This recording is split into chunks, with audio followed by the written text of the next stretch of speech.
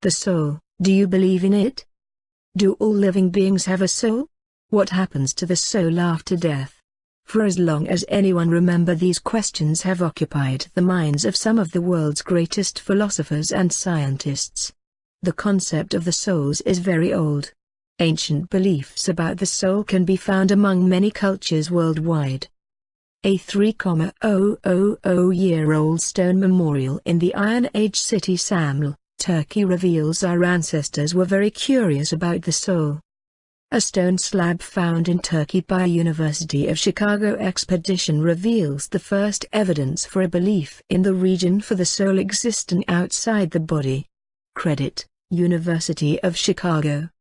The 800-pound, 3-foot-tall piece of rock has an incised picture of a man, the deceased, who was presumably cremated. The inscription on the monument was made by a man named Kutamuwa, and words explain that the soul of the now dead man resided within the stone slab. So, people believed the soul lived in the stone. Belief of the soul is linked with human consciousness. The recognition of a soul appeared hand in hand with human consciousness.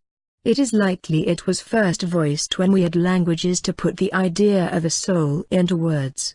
That would place the time frame for a soul around 200,000 years ago, when humans experienced a cultural explosion which they expressed in art, clothing, and evidence of religion.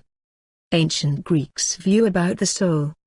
The idea that we have a soul can be encountered in many of the world's religions, especially in the ancient world. Greek philosophers like Plato saw the world as a spiritual being, and the idea of the world's soul received the name anima mundi. Anima mundi was a spiritual essence that enveloped everything in the world and all nature. From Homeric poems we learn that the soul is something that a human being risks in battle and loses in death. On the other hand, it is what at the time of death departs from the person's limbs and travels to the underworld, where it has a more or less pitiful afterlife as a shade or image of the deceased person. Later, people were no longer convinced that the world was so spiritually developed.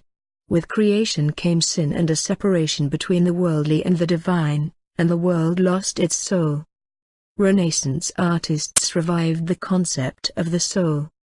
During the Renaissance, the concept of a soul was brought to life again. Renaissance artworks attempted to convey the message there is an honest spiritual connection between the world and all living things. While Christianity firmly believed in a divide between the worldly and the spiritual, artists saw concepts like the sacred proportions as proof that everything was connected. Ancient Egyptian concept of the soul. The ancient Egyptians believed that a human soul was made up of 5 parts: the Ren, the Ba, the Ka, the Shut, and the Ib.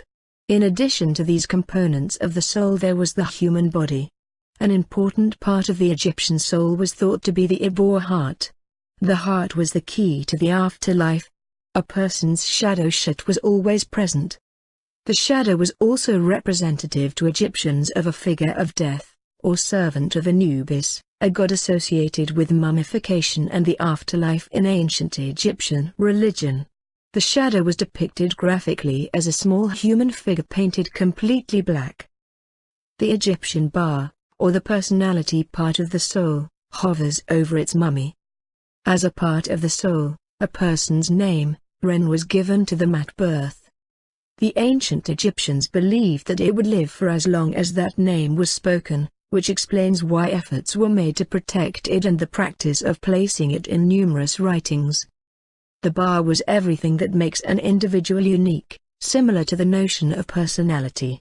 The Ka was the Egyptian concept of vital essence, that which distinguishes the difference between a living and a dead person, with death occurring when the Ka left the body. Ancient Egyptians believed that death occurs when a person's Ka leaves the body. Ceremonies conducted by priests after death, including the opening of the mouth, aimed not only to restore a person's physical abilities in death, but also to release a Ba's attachment to the body. This allowed the Ba to be united with the Ka in the afterlife, creating an entity known as an Ik, meaning effective one. Headhunting tribes believed head contained a soul substance.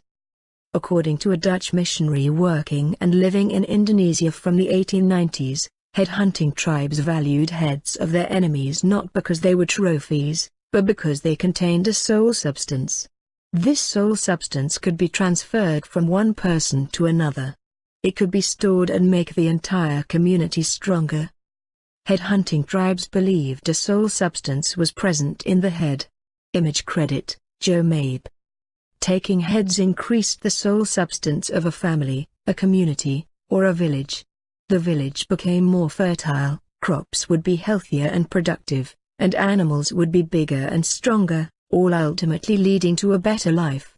Without extra soul substance in the villages, crops would wither and die, villagers would fall ill, and the community itself would fall into decline.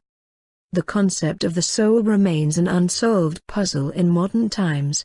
Much have been written and said about the existence of the soul, and it's still one of the greatest mysteries of all times.